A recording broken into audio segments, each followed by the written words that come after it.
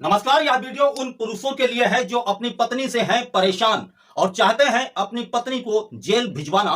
तो ना हो परेशान, हम करेंगे आपकी हर समस्या का समाधान। तो बने रहिए एडवोकेट चैम्बर के साथ और देखिए हमारी खास रिपोर्ट।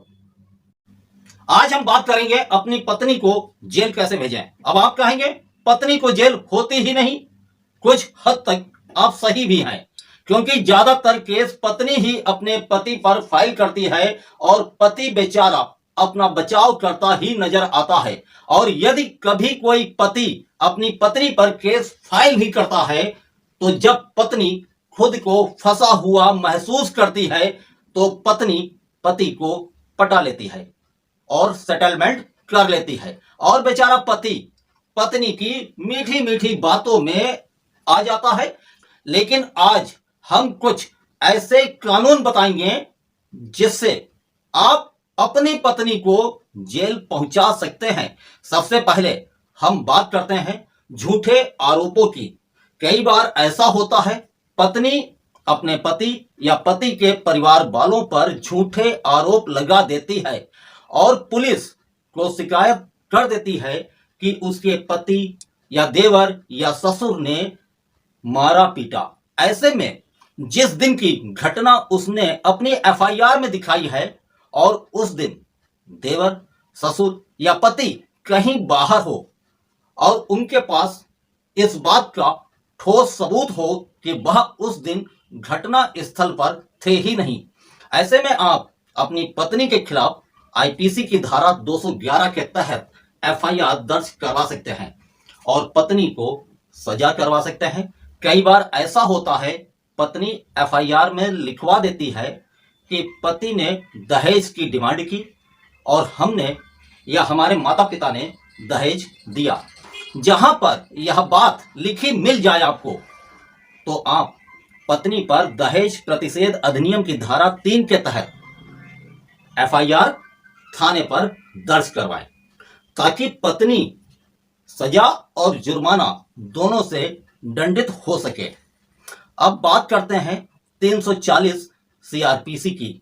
जब न्यायालय में केस चलता है, न्यायालय में केस का ट्रायल जब होता है तो पत्नी कई बार झूठ बोल जाती है। ऐसे में आप अपने वकील के माध्यम से सीआरपीसी की धारा 340 की एप्लीकेशन न्यायालय में पेश करें और पत्नी को सजा करवाएं।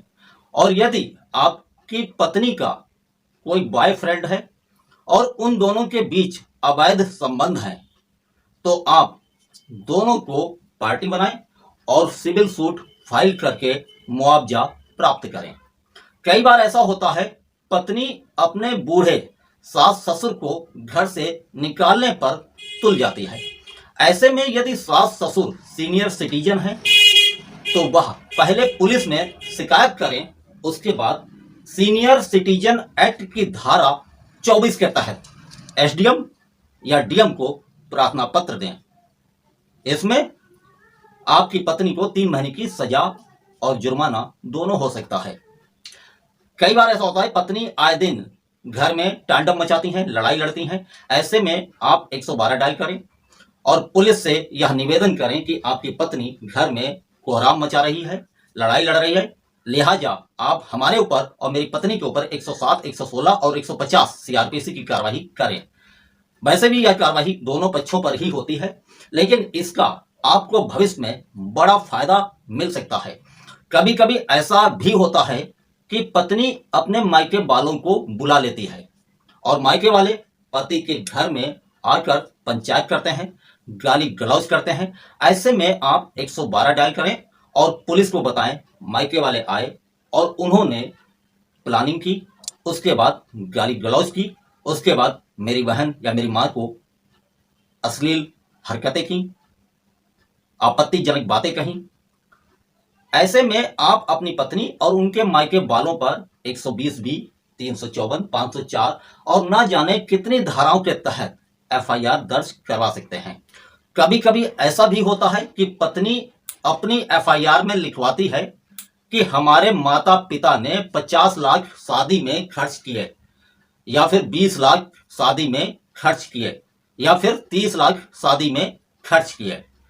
यदि ऐसा कुछ आपकी पत्नी ने अपनी किसी भी एफआईआर में लिखवाया है तो आप सीधे इनकम टैक्स डिपार्टमेंट से संपर्क करें और पत्नी के माता पिता की जांच कराएं ताकि पता लग सके कि इतने रुपए उनके पास आए कहां से। चलते चलते अंत में हम आपसे इतना ही कहना चाहेंगे, यदि आपकी पत्नी ने आप पर कोई केस फाइल किया और आप उस केस में बरी हो जाते हैं, अर्थात पत्नी अपना केस हार जाती है, तो आप शांत ना बैठें, अपनी पत्नी पर मुआवजे की डिमांड करें और केस फाइल करें। तो यह वीडियो इसलिए बनाना पड़ा क्योंकि कई पुरुष मित्र हमारे ये कहते हैं कि हम महिलाओं के अधिकार बताते हैं, पति के पक्ष में कोई भी अधिकार या कोई भी कानून नहीं बताते हैं। तो यह वीडियो उन भाइयों के लिए समर्पित है जो अपनी पत्नी से हैं परेशान। इस बुलेटिन में बस इतना ही। अब हमें दें इजाजत और आप बने रहें एडवोकेट चैम्बर के साथ।